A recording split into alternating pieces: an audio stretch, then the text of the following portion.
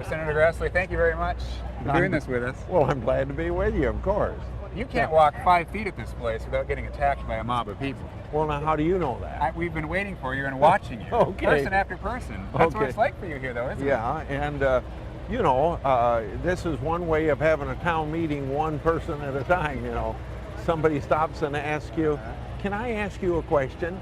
And I always tell them, you don't need to ask me if you can ask a question. Besides, I get paid by the year, so don't worry about it. So I'm trying to be open because I'm one half of the process of representative government. You're a constituent, you're the other half, and you got to have dialogue between those of us elected and those that serve. Is that what you love about the state fair, that you are just up close and personal with thousands of people at a time? Well, first of all, I enjoy the state fair for what the state fair is. Kind of a composite or summation of what I was all about, you know. In fact, along that line, you probably don't remember this, but between 1986 and roughly 4 years ago, every other year I'd bring ambassadors from the embassies in Washington, D.C. for a week during state fair time. Oh, really? And we would go to about 17 or 18 different communities to see a family farm or to see manufacturing or to see an educational institution. Wow. But we always ended up here because it was always a summary of everything they saw around Iowa. And as an Iowan, you are proud of this like all the other Iowans here. Why shouldn't I be? Yeah. You know, there's a lot of work that goes into it, and particularly in the last 10 or 15 years where there's been so much work done to rebuild this place so it's not anything to be ashamed of. Roofs don't leak anymore, and you know, there's no cracks in the sidewalks and stuff like that. When did you first start coming to the fair? How old were you? Do you remember? Well, little guy? No, I don't recall that I had a mom and dad that ever went to the state fair, because in the years when I was growing up, there was a state fair-like thing in Waterloo called the National Dairy Cattle Congress.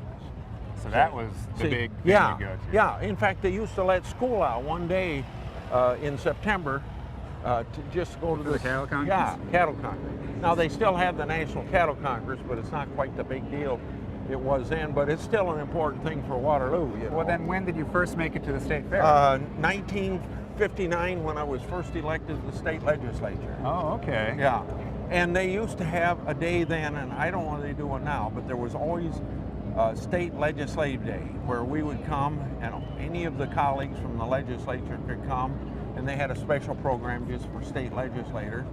But I didn't come, you know, I served in the state legislature 16 years, and I didn't come every one of those 16 years, but I think of the 32 plus 6 in the House, the 38 years I've been in the Congress, I think I have come to the state fair every year. Really? Yeah. Tell us a little bit about some of your memories. What's your fondest memory of the state fair? Did you see a show at the grandstand, or meet a politician that you idolized, or see an event? What do you remember? What's the big one? Well, it's the one that you always talk about, the buttered cow. I'm afraid you're going to say that. Yeah. Everyone says that. Yeah. What do you remember?